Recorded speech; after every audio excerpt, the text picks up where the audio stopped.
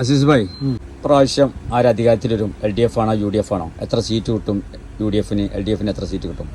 എൻ്റെ കാഴ്ചപ്പാട്ടിൽ ഒരു 86 സീറ്റൊക്കെ LDF അധികാരത്തിൽ വരും. LDF-ന് 86? എന്താണ് നോക്കി പറയും. എൻ്റെ കാഴ്ചപ്പാടാണ്. എന്റെ കാഴ്ചപ്പാടാണെങ്കിൽ ഒരു പറച്ചിലിനൊരു ഇത് വേണ്ടേ? UDF-ന് ഒരു 54 സീറ്റ് എൻ്റെ കാഴ്ചയിൽ.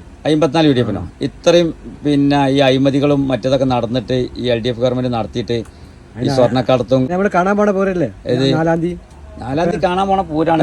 നമ്മളുടെ വെറ്റൻ കോർമില്ല. ഞാൻ ശക്തമായിട്ട് ഇപ്പോഴും പറഞ്ഞ UDF അധികാരത്തിൽ വരും. എന്റെ കാഴ്ചപ്പാടിൽ എത്ര സീറ്റ്? ഞാൻ പറഞ്ഞല്ലോ, എന്റെ കാഴ്ചപ്പാടിൽ 99 സീറ്റ് UDF-ന് കിട്ടും. LDF-ന് 39 സീറ്റ് കിട്ടുള്ളൂ.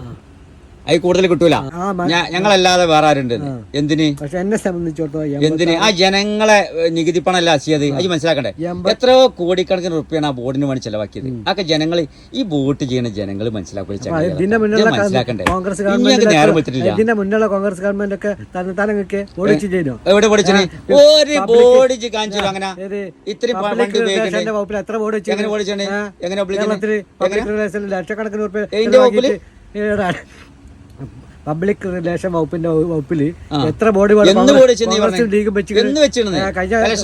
കഴിഞ്ഞ ഗവൺമെന്റിന്റെ ഫണ്ട് ഉപയോഗിച്ചിട്ടുണ്ടോ? ഇതിന് എത്രയോ ഇതിന് വിവരാവകാശ നിയമപ്രകാരം കൊടുത്തിട്ട് എത്രയോ കോടിക്കണക്കിന് ഉറുപ്പിയാണ് ആ ബോർഡിന് ചെലവ്. ജനങ്ങൾ അല്ല ഇപ്പൊ കോഴിക്കോട് ഞാൻ അത്ഭുതപ്പെട്ടു പോയി. കോഴിക്കോട് നാളെ ഞാൻ പോകുന്ന ടൈമില് കിലോമീറ്റർ കണക്കിനനുസരിച്ച് ബോർഡ് വെച്ചിന്. ഒരു ബോർഡിന് എത്ര ഉറുപ്പ്യാവും? അത് കൂട്ടിയൊക്കെ ഞാൻ പറഞ്ഞേ, ഇതൊക്കെ എല്ലാരും ചെയ്യുന്നതാണ്. എല്ലാരും അമേരിക്ക പല്ലറച്ചാൻ പോയിന്ന്. ആരവിടെ പല്ല് വരക്കാൻ പോകാത്ത? അമേരിക്കയിൽ ആരാ പോയത്? ആരാ പോകാത്ത? ഏത് ഗവൺമെന്റിന്റെ കാലത്തെ പോകാത്ത? ഒരു കാര്യം ചോദിക്കാനോ എന്തെങ്കിലും സംസാരിക്കാനോ പറഞ്ഞേ കടക്ക് പുറത്ത് അല്ലെങ്കിൽ വീട്ടിൽ പോയി ചോദിക്കാനോ? അത് ഏത് UDF ഗവൺമെന്റ് പറഞ്ഞതിൽ കേട്ട് സംസാരിക്കേ. ഞാൻ പറയുമ്പോ ഒന്നും ഉണ്ടില്ലല്ലോ.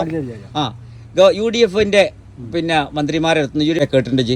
കടക്ക് പുറത്തുനിന്നോ അതേമാതിരി വീട്ടിൽ പോയി ചോദിക്കണമെന്നോ? ഞാൻ പറയാം, ഒരാൾക്ക് വരെ പേടിയല്ലോ. നിങ്ങളെ LDF-ന്റെ ആൾക്കാർക്ക് തന്നെ പേടിയല്ല കയറി ചെല്ലാന്. ഞങ്ങളെ നേതാക്കന്മാരുടെ അടുത്തേക്ക് ഏത് ആൾക്കാർക്ക് ഏത് ടൈമിലും എവിടെയും കയറി ചെല്ലടോ. അതാ ഞങ്ങൾക്കുള്ള പവർ. മാന്യമായ